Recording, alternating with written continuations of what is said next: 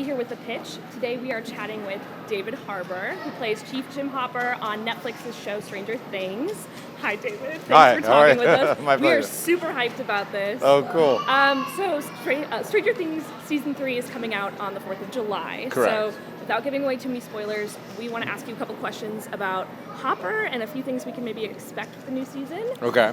So just to start off, television movies these days are really loving those darker, more flawed heroes. So even though Hopper is definitely a good guy, what do you say that his flaws do to help add dimension to his character? Yeah, no, he's definitely a flawed guy. I mean, especially, the flaws continue to grow and develop along with the good qualities. The great thing about season 1 was that he was really, he had this pain inside him where his daughter had died, and so he was popping pills and he was drinking and he was like being a sarcastic jerk and stuff. And then in season 2, he starts to get reawakened, but then his fatherly flaws come out. You see his control issues and things like that. And then, so now in this particular season, I think we get to see his fashion flaws, clearly, his facial hair flaws. No, I think that mustache is pretty great. Thank you, all right, or successes. And then, but yeah, I mean, we're sort of peeling the onion back, and with each layer of the onion, there are new things about him that are great and new things that are flawed as well. So we'll see more of his flaws as a man this season. Awesome. So at the end of season 2, we saw Hopper take kind of a more significant father figure role with 11. Yeah. I'm curious to know what sort of challenges we can expect from that for both characters. Yeah, I mean, that's sort of the thrust, at least of the beginning of the season for Hopper. It's where he starts, is that he's actually, so he legally has a daughter now. Yeah. And he can't really pop pills anymore or drink too much because he wants to be done. But he is overeating and treating himself very poorly and very unhealthy because he's miserable.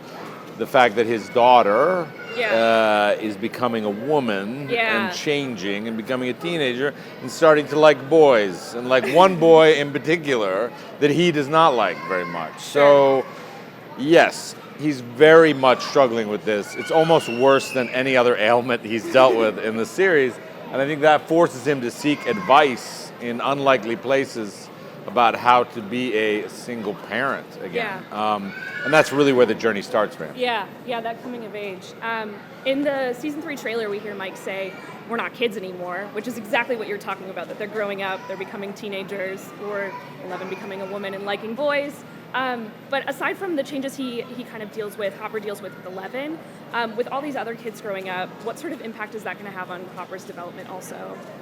I mean, I don't know what impact it'll have on Hopper's development. Sure. But I know on David Harbour's development, I mean, like, when I watch the show, I mean, one of the most moving things about the show is the fact that you actually are watching these kids grow up in real time. And it's something that, even great acting can't, the fact that when Finn Wolfhard was 11 years old, I would look in that little pudgy face and this 3-footer, and I thought, this little kid, and now he's, becoming an adult and having his own personality and his own ideas, and it's a stunning thing to watch the passage of time with children who become adults, because it's, we all age too and grow and change, but there's something about that time where it's just they sprout up and they change so much with their personality that it's very surprising to me. I don't have kids, so I've never experienced this, but I have 6 or 7 television children, and including Joe Keery, and so they inform. I'm very moved by watching who I thought they would become to be who they actually are. Yeah, no, absolutely. I'm curious to know, even though Stranger Things is obviously so deeply rooted in fantasy, how it upholds those elements of childhood, coming of age, parenting, loss, the balance of the fantasy and reality. Yeah, I think that's vital. I mean, to me, it's one of the things that we talked about from the early days of the show, was we really love indie dramas, the Duffers and me both, but we were sometimes they can get kind of boring, and then you're wouldn't it be great to have a monster show up in the boring parts? Yeah. So there's something about, but it's that, it's that earnest quest for what it is to be a good human being and how you live your life, and sort of hoping that, the coming together, making people feel less alone. Sure. Those are all sort of the impulses about acting that I've always wanted to explore, is the psychology of human beings. And we really do that in the show. I'm very proud of that. Yeah. No, it's amazing. Yeah. Now, one selfish question. Yes. To what extent do you believe in the paranormal?